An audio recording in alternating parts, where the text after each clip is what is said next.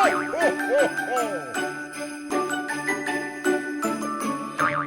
and thanks for watching this message video. Today we're continuing on in our short series called Christmas Plus Traditions. And the subject today is about Santa Claus. So for you parents who may have children in the vicinity, keep that in mind as I begin. Now, I think that many of you know that Christmas is celebrated in all kinds of different countries throughout the world. And in many of these various cultures, Santa Claus, or whatever it is that he's called, has been incorporated into a lot of their traditions.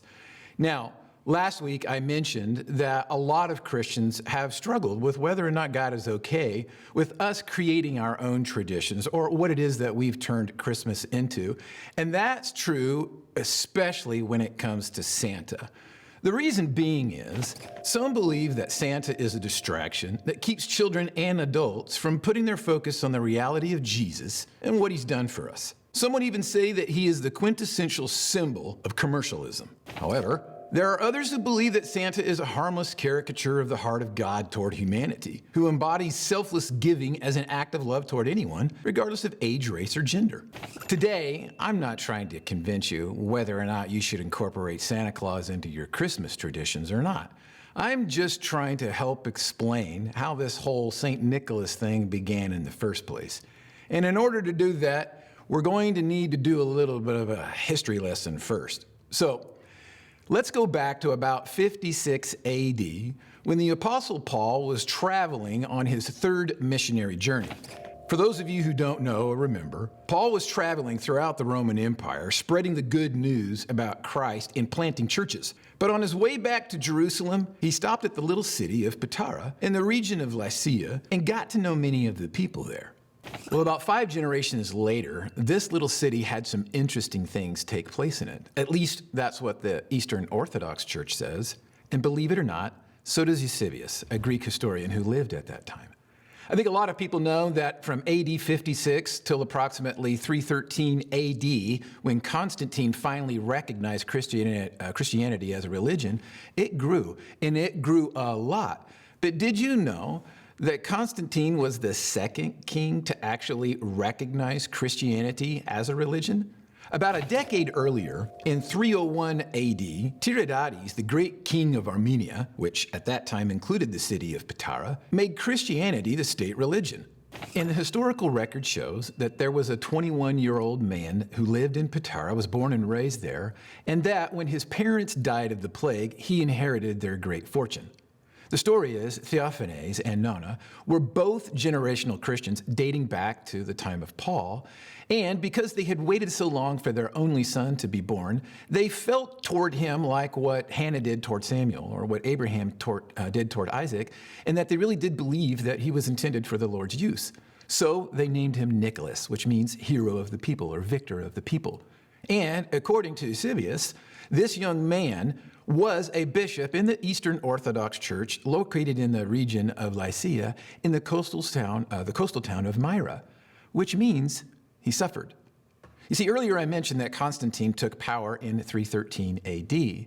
What I didn't mention was that that's when the persecution against Christianity finally stopped again.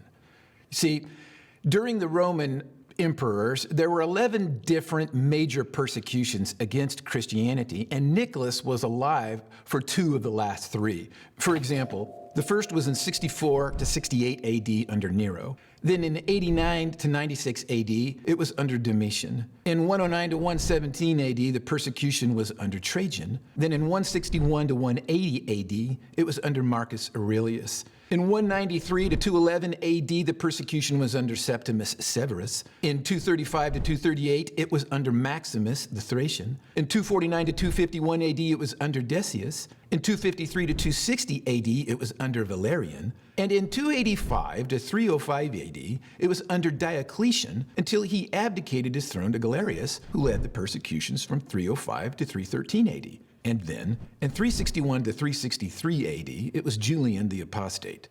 Now, as far as devastation goes, a lot of people think that Nero was the worst, but the historical record shows that Diocletian and his co-regent Maximian were actually by far the most cruel and the most vicious toward those who were in the church. In fact, in 302 AD, a series of edicts went out where they openly were targeting the leadership of the church for things like imprisonment, torture, and in some cases, executions.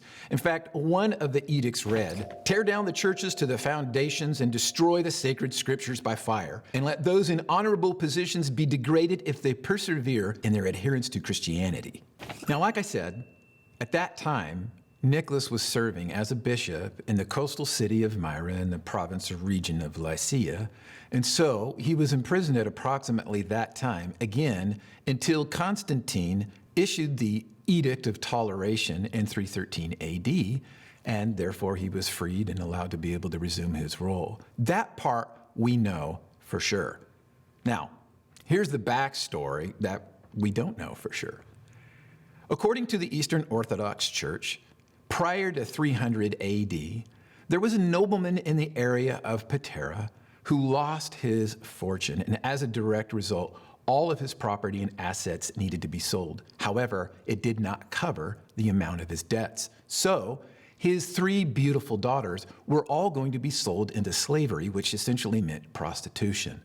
However, shortly before the first daughter was to be sold, a bag of gold was tossed through the open window where they were staying, and in it was enough money to be able to provide for the dowry for that daughter.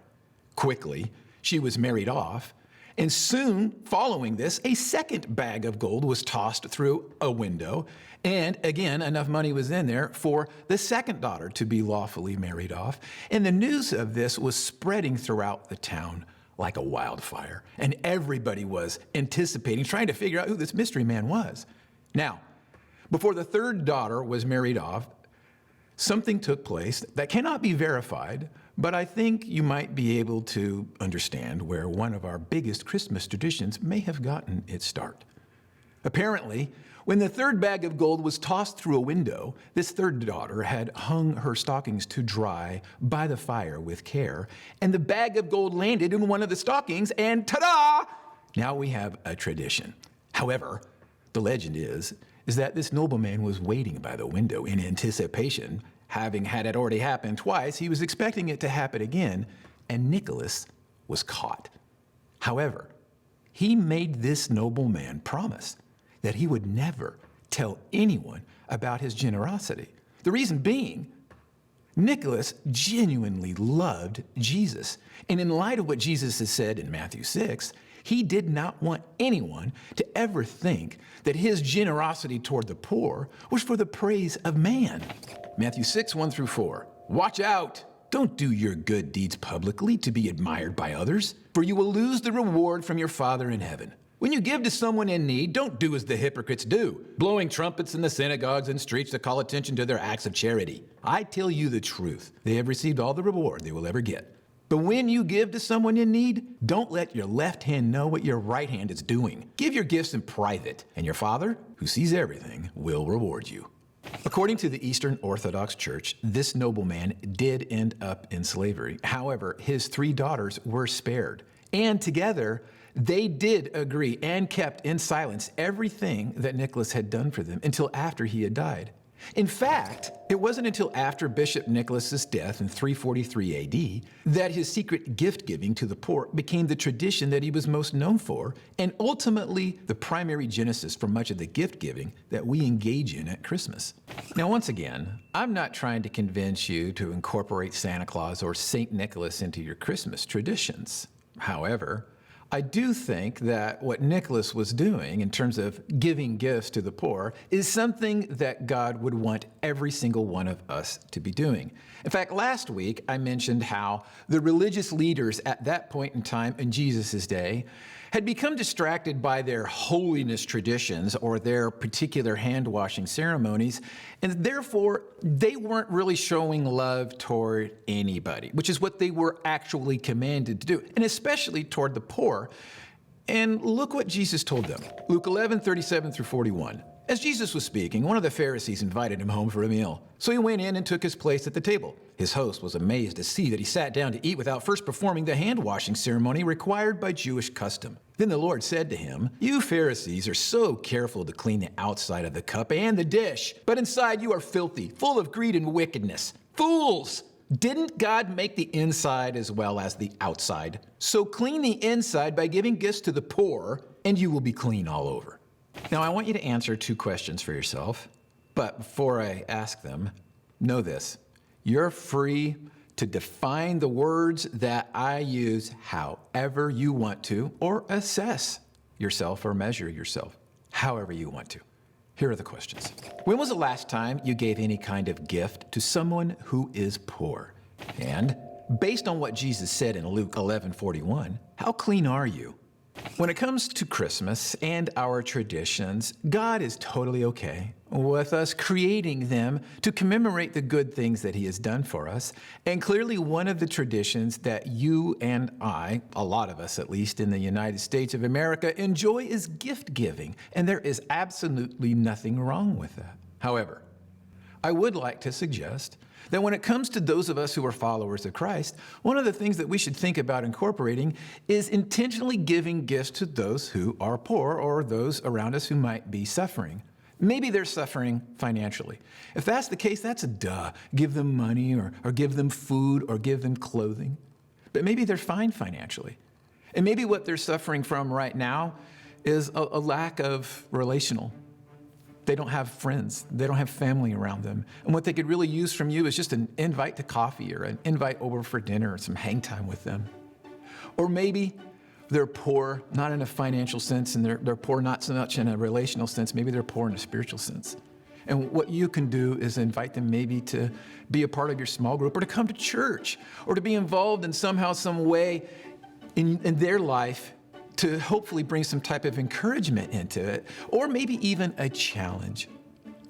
The point is, regardless of whether or not you and I want to incorporate Santa Claus or St. Nicholas into our Christmas traditions is irrelevant. I don't care. God doesn't care one way or the other.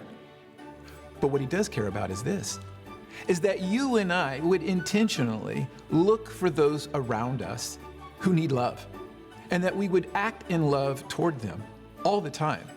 Or in other words, that we would intentionally make that one of our best traditions.